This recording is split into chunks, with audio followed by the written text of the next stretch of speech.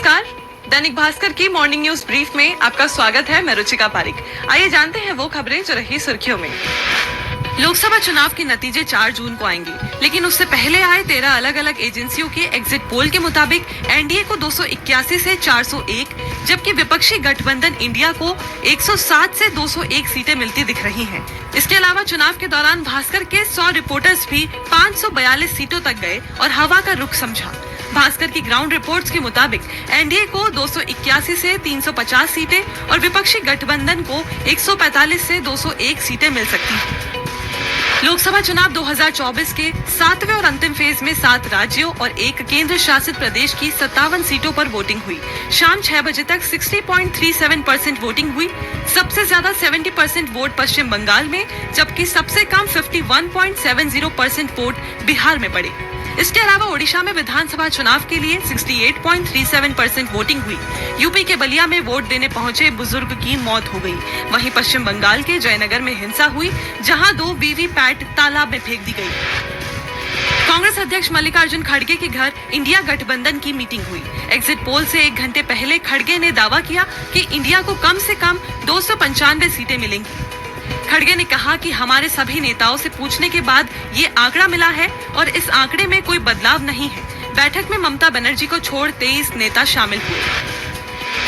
Bollywood actor Salman Khan पर हमले की कोशिश को मुंबई पुलिस ने नाकाम कर दिया है। नवी मुंबई पुलिस ने लॉरेंस बिश्नोई के गिरोह के 4 लोगों को गिरफ्तार किया है, जो पनवेल में सलमान की कार पर अटैक करने की प्लानिंग कर रहे थे।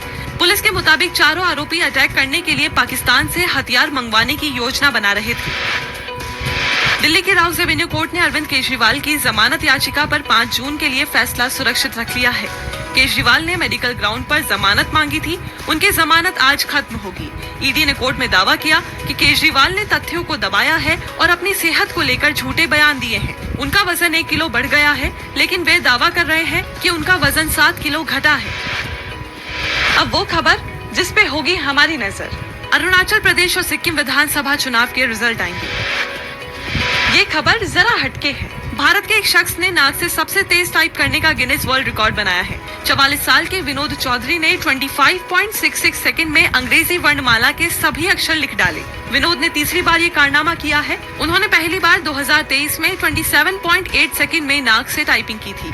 इसी साल दूसरी बार फिर 26.73 सेकंड में टाइपिंग कर गिनीज वर्ल्ड रिकॉर्ड जीता था। और अब आज के दिन का इतिहास।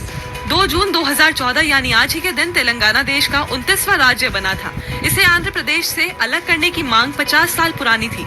17 सितंबर 1948 से 1 नवंबर 1956 तक तेलंगाना प्रांत हैदराबाद स्टेट का हिस्सा था। 1 नवंबर 1956 को राज्य पुनर्गठन आयोग की सिफारिशों के तहत तेलंगाना प्रांत का भाषाई आधार पर आंध्र प्रदेश में विलय हुआ। राज्य का ये हिस्सा अन्य हिस्सों की तुलना में आर्थिक, शैक्षणिक एवं अन्य सभी स्तरों पर पिछड़ा हुआ था। कुछ समय बाद ही तेलंगाना को अलग राज्य बनाने की मांग उठने लगी। और अब थॉट ऑफ द डे। छोटी छोटी जीत मिलाकर बड़ी सफलता बनती है।